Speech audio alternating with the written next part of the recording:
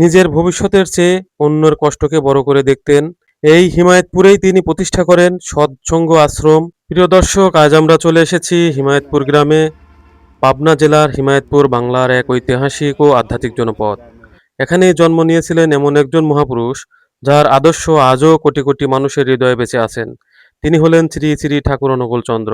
আজ আমরা ঘুরে দেখব তার জন্মভিটা, সৎসঙ্গ আশ্রম এবং তার পিতামাতার স্মৃতিবিজড়িত সমাধিস্থল। শ্রী শ্রী ঠাকুর অনুকূল চন্দ্র জন্মগ্রহণ করেন 14 সেপ্টেম্বর 1888 সালে, বাংলা 30 ভাদ্র 1295, পাবনা জেলার হিমায়তপুর গ্রামে।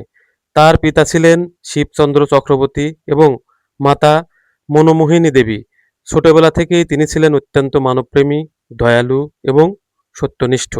অনেকেই হয়তো জানেন না, ছাত্র জীবনে এক দরিদ্র সহপাঠীর পরীক্ষার ফি দিতে না পারায় নিজের পরীক্ষার ফি তাকে দিয়ে দিয়েছিলেন। নিজের ভবিষ্যতের চেয়ে অন্যের কষ্টকে বড় করে দেখতেন। এই ঘটনা আজও মানুষের শ্রদ্ধার সঙ্গে স্মরণ করে। পরে তিনি কলকাতায় চিকিৎসা শাস্ত্র অধ্যয়ন করে। শিক্ষাগত জীবনে উনি কলকাতা ন্যাশনাল মেডিকেল কলেজে কিছুদিন পড়াশুনো করছিলেন। করার পর আর্থিক অনটনের কারণে ওনার পড়াশুনো বন্ধ হয়ে যায়। পরবর্তীতে উনি আবার এই পাবনাতে ফিরে আসেন হিমায়তপুরে। এসে উনি হোমিওপ্যাথি ডাক্তারি শুরু করেন। হোমিওপ্যাথিতে ওনার যথেষ্ট সুনাম ছিল। যেসব রুগীদেরকে তিনি ওষুধ দিতেন তা অচিরেই ভালো হয়ে যেত।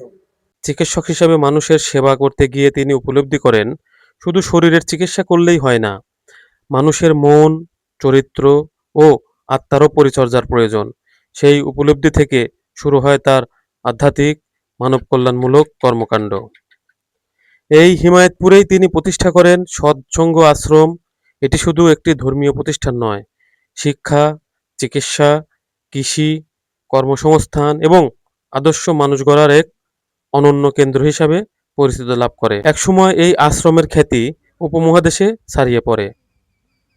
প্রচলিত ঐতিহাসিক তথ্য অনুযায়ী ভারতের স্বাধীনতা আন্দোলনের নেতা মহাত্মা গান্ধীও এই সৎসঙ্গ আশ্রম পরিদর্শন করেছিলেন এবং এখানকার কর্মকাণ্ডে প্রশংসা করেছিলেন। 1946 সালে দেশভাগ পূর্ব অস্থিরতার সময় তিনি হিমায়তপুর ছেড়ে ভারতে দেওয়ানগড়ে চলে যান।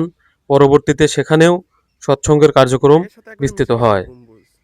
শ্রী শ্রী ঠাকুর অনুকূল চন্দ্র 27 জানুয়ারি 1969 সালে ভারতের দেওয়ানগড়ে পরলোক গমন করেন। তিনি প্রায় 80 বছর মানুষের কল্যাণে কাজ করে গেছেন। এখানে আপনার কার্যক্রমটা কি? আমার কার্যক্রম বলতে কি, আমি একজন স্টুডেন্ট।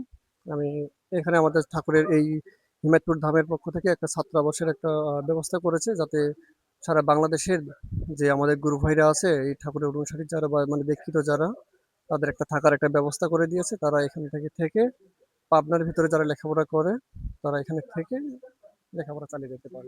থাকা এবং খাওয়া দাওয়া এটা পুরোটাই এই প্রতিষ্ঠান আর কি বহন করে। আজ 2026 সালে দাঁড়িয়ে তার জন্মের 138 বছর পেরিয়ে গেছে, কিন্তু সময়ের এই দীর্ঘ পথ চলতেও তার জন্মভিটা, সৎসঙ্গ আশ্রম এবং তার বাবা মায়ের সমাধিস্থল ইতিহাস, ঐতিহ্য, আধ্যাত্মিকতার এক জীবন্ত সাক্ষী হয়ে দাঁড়িয়ে আছে। আজও বাংলাদেশ সহ বিশ্বের বিভিন্ন দেশ থেকে অসংখ্য মানুষ এই স্থানগুলো দেখতে এবং তার স্মৃতি প্রতি শ্রদ্ধা জানাতে এখানে আসেন। কেউ আসেন ইতিহাস জানতে, কেউ আসেন আধ্যাত্মিক অনুপ্রেরণা নিতে, আবার কেউ আসেন এই মহাপুরুষের জীবন দর্শনকে কাছ থেকে অনুভব করতে। ইতিহাস শুধু বইয়ের পাতায় নয়, ইতিহাস বেঁচে থাকে এমন স্মৃতিবিজড়িত স্থানগুলোর মাঝেও। পাবনার হিমায়তপুর সেই রকমই এক স্থান, যেখানে প্রতিটি ইট পাথর যেন একটি ইতিহাসের গল্প বলে যায়।